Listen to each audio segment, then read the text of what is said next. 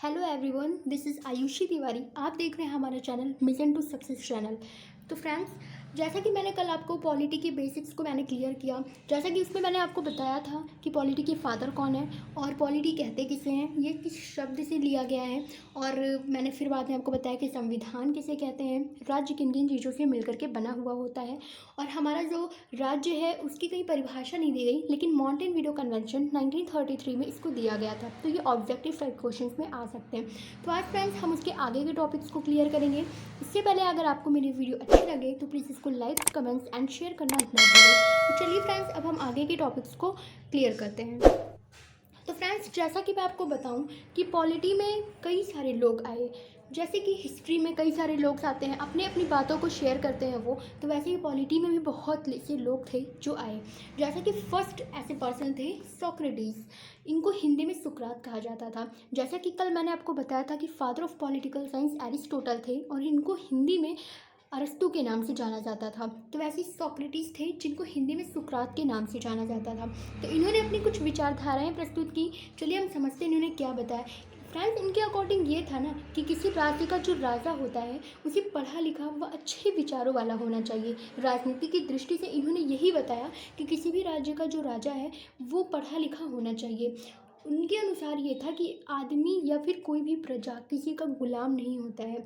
ये जो थे ये निरक्षर थे। फ्रेंड्स, ये बहुत ही कॉमन फैक्ट्स है कि अनपढ़ और निरक्षर में बहुत ही बड़ा डिफरेंस होता है। अनपढ़ उसे कहते हैं जिन्हें किसी भी चीज़ों का ज्ञान नहीं होता, लेकिन निरक्षर उन्हें कहते हैं जिनको सिर्फ अक्षरों का ज्ञान नहीं होता। तो इनके अनुसार क्या था कि इन्होंने राजा के खिलाफ आवाज़ उठाई थी। ये निरक्षर तो थे, लेकिन इनके अनुसार राजा जो होता है वो पढ़ा लिखा होना चाहिए, किसी भी आदमी को वो गुलाम नहीं बना सकता। इन्होंने अपनी बहुत सारी विचारधाराएं प्रस्तुत की। इनके बाद इनका एक और अप्रेंटिस आया जिनको हम हिंदी में शिष्य बोल सकते हैं, प्लेटो। तो इन प्लेटो ने इनकी बातों को पर एग्री किया। ये सोक्रेटिस ने जितने भी विचारधारा प्रस्तुत की उससे प्लेटो एग्री थे, तो इन्होंने भी अपनी विचारधाराएं प्रस्तुत की। अब चलिए हम समझते हैं कि इनके अनुसार क्या था। तो प्लेटो जो थे वो सोक्रेटिस के अप्रेंटिस थे। इन्होंने बताया कि ये इनकी बातों से सहमत थे। इनके अनुसार जो राजा होता है वो पढ़ा लिखा होना चाहिए। इनकी बातों से एग्री तो थे, लेकिन ये सोक्रेटिस की बातों को समझ नहीं पाए थे। ये भले ही उनके अप्रेंटिस थे, इन्होंने जो भी विचारधाराएं दी ये उससे सहमत तो हो गए थे, लेकिन ये उसको समझ नहीं पाए थे। इसीलिए क्योंकि ये इनकी बातों को समझ नहीं पाए थे, तो इन्होंने क्या किया कि इन्होंने अपनी सारी विचारधाराओं को उठा करके एक अपनी द रिपब्लिक बुक में और जो द एकेडमी था जो कि एथेंस में था, इन्होंने क्या किया, अपनी द रिपब्लिक बुक में लिख डाला जो कुछ भी ये समझ नहीं पाए थे। और अगर आपसे ये भी पूछा जाता है कि प्लेटो ने अपनी जो विचारधाराएं थी सोक्रेटिस की, जो जिससे वो एग्री तो थे लेकिन वो उन्हें समझ नहीं पाए, उन्होंने कहाँ लिखा, किस बुक में लिखा, तो द रिपब्लिक, जो कहाँ थी, एथेंस में थी, और जो द एकेडमी पर लिखा था उन्होंने। और अगर ये भी पूछा जा सकता है कि द लॉज किसकी बुक है या फिर द रिपब्लिक किसकी है, तो ये सब प्लेटो के द्वारा ही लिखी गई। तो फ्रेंड्स, अगर मैं आपको बताऊँ तो सोक्रेटिस ने अपनी विचारधाराएं प्रस्तुत की कि एक राज्य का जो राजा होता है वो पढ़ा लिखा होना और अच्छे विचारों वाला होना चाहिए। तो प्लेटो ने इनकी बातों से एग्री तो किया, लेकिन उनकी बातों को समझ नहीं पाए कि आखिर ये कहना क्या चाहते हैं। तो क्या किया उन्होंने, द रिपब्लिक एकेडमी एथेंस में थी, इन्होंने अपनी सारी चीज़ें उसी पर लिख दी। उसके बाद इनको समझ में आया कि क्या कैसे था और क्या कैसे होना चाहिए। तो सोक्रेटिस के जो अप्रेंटिस थे वो प्लेटो थे, और सोक्रेटिस इनके क्या थे, वो आप एक तरफ से कह सकते हैं कि टीचर थे उनके। तो चलिए फ्रेंड्स, अब हम यही समझते हैं, जैसे कि सोक्रेटिस के जो अप्रेंटिस थे वो प्लेटो थे। अब प्लेटो के भी तो कोई अप्रेंटिस होंगे, तो उनके अप्रेंटिस थे एरिस्टोटल।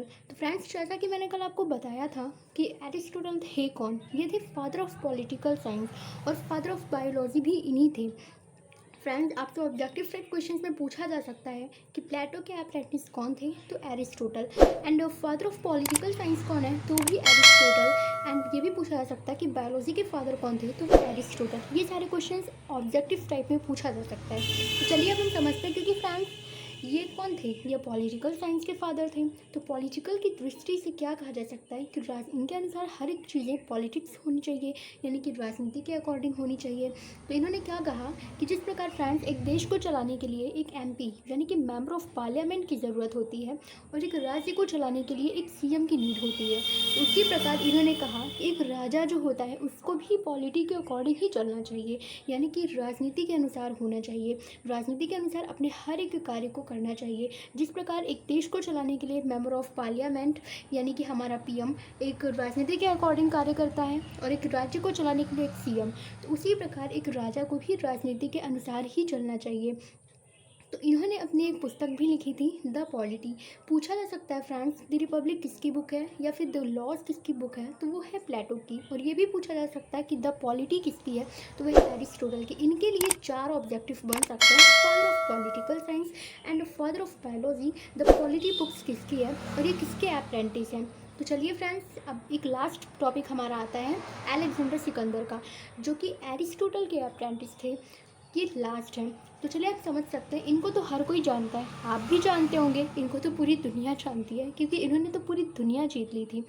इन्होंने क्या बताया था कि एक मोटिवेशन के अकॉर्डिंग हम समझ सकते हैं फ्रेंड्स कि इन्होंने पूरी दुनिया तो जीत ली थी लेकिन इनके हाथ कुछ नहीं लगा था। एक ऐसा बंदा था जिन्होंने हमें बताया था कि nothing is impossible in the world. इन्होंने इनके अकॉर्डिंग क्या था, ये कहते थे कि हमारे हाथ में तो सब कुछ है, हम कुछ भी ऐसा कार्य नहीं है कि जो मनुष्य ठाने ले और उसे कर ना सके। तो इन्होंने बताया कि कुछ भी इस दुनिया में असंभव नहीं है, हम पूरी दुनिया जीत सकते हैं। और इन्होंने भी जीता था लेकिन इनके हाथ तो कुछ नहीं लगा, लेकिन पूरी दुनिया तो जीती थी इन्होंने। 326 ईसा पूर्व में इन्होंने क्या किया, भारत पर आक्रमण किया और 323 में इनकी मृत्यु हो गई। तो फ्रेंड्स, ये हमारा लास्ट टॉपिक था। तो आप इन सभी चीज़ों को बाई ट्रिक समझ सकते हैं। इसकी ट्रिक है इसको याद करने के लिए कि कौन किन के शिष्य हैं, कौन किन के टीचर्स। तो SPA यानी कि SPAA आप इसके अकॉर्डिंग समझ सकते हैं। S फॉर हो गया Socrates, P for Plato, A for Aristotle and then last A for होता है अलेक्जेंडर सिकंदर। तो इन जो कि मेरी द्वारा बनाई गई खुद की ट्रिक है, मैंने सेल्फ ट्रिक बनाई SPA यानी कि Socrates, Plato, Aristotle and Alexander Sikandar. तो यानी कि आप इनको बाई ट्रिक भी याद कर सकते हैं कि कौन किन के शिष्य हैं, आप इनको भूलेंगे नहीं। तो फ्रेंड्स, आज के लिए बस इतना ही। आई होप कि आपको मेरी वीडियो अच्छी लगी होगी। तो प्लीज़ इसको लाइक्स, कमेंट एंड शेयर करना ना भूलें। Thank you so much guys.